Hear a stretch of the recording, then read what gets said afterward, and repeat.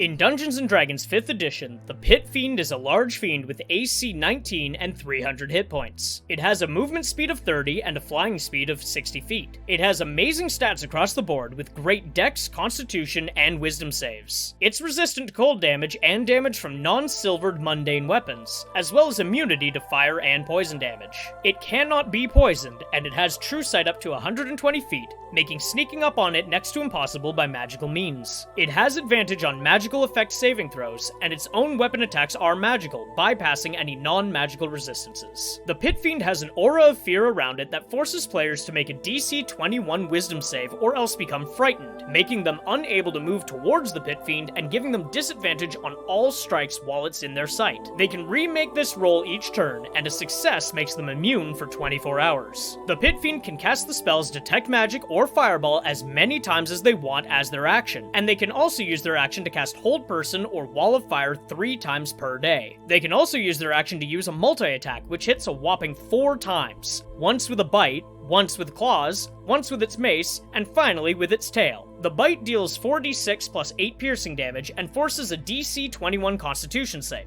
Failure on this poisons the target and deals 6d6 poison damage at the start of each of their turns. They can re-roll it at the end of their turn to try and succeed. The claws deal 2d8 plus 8 slashing damage, and the mace deals 2d6 plus 8 bludgeoning plus an additional 66 fire. The tail has a reach of 10 and deals 3d10 plus 8 bludgeoning damage. As a DM, my strategy with this creature is to treat it like a rampaging cornered animal. Like with the Balor, I would have it start by flying out just above the players so that it can get into position. I would use the first turn in combat to cast Wall of Fire to do one of two things. Either cut the battle map completely in half, separating the melee players from the casters, or creating a ring around the Pit Fiend and its chosen victims. With the splitting strategy, the Pit Fiend could engage with spellcasters, keeping the fire damage side facing the melee players to ward them off. Or they could fight the melee players while a Wall of Fire cuts off visibility for long-range fighters and casters that require line of sight. In the ring strategy, I would have it cut off several players with the damage side being on the inside of the ring so as to harm the players each turn. The Pit Fiend is immune to fire, so it's just a little bit toasty in there. While it might be tempting to cast Hold Monster on a player to take them out of the fight and to get some critical strikes in, the wisdom save is easily passed by several of the classes that make the best targets. Clerics and druids and others who heal are the ones you typically want to take out of the combat, and they're going to succeed on these saving throws. Instead, I would only use Hold Monster on a tank or another beefy player with a lower wisdom to take that player temporarily off the board. The main power of the Pit Fiend, however, is not its magic. Rather, it's the 4-strike multi-attack. Try to get your players into close quarters with the Pit Fiend, trapping them with a Wall of Fire,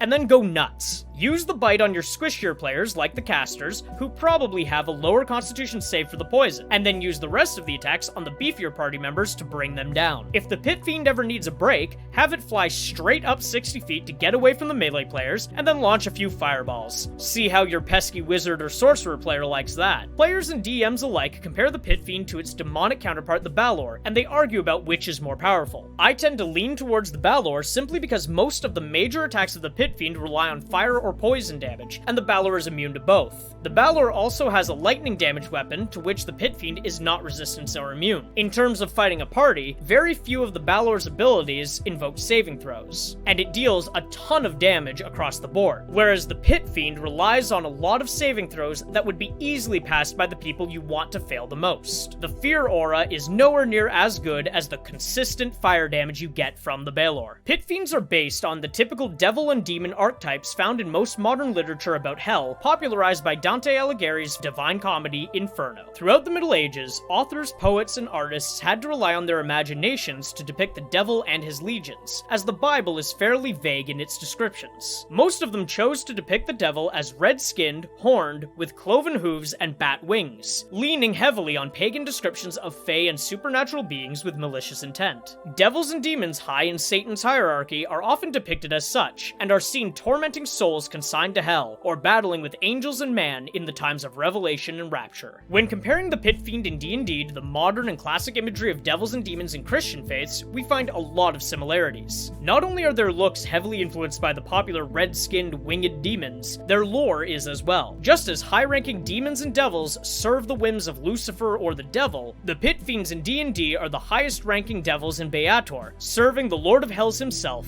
Asmodeus.